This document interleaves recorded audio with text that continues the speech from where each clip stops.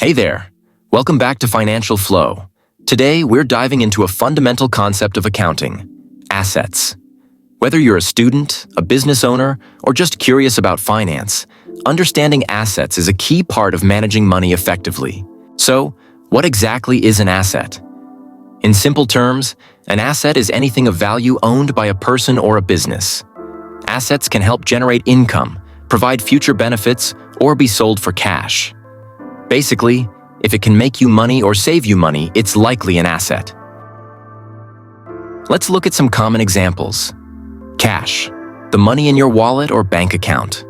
Real estate, houses, land, and commercial properties. Investments, stocks, bonds, and mutual funds. Equipment and machinery, tools used to produce goods or provide services. Intellectual property, patents, trademarks, and copyrights. Assets are generally categorized into two types. Current assets. These are assets that can be quickly converted to cash, like cash itself, inventory, and accounts receivable. Non-current assets.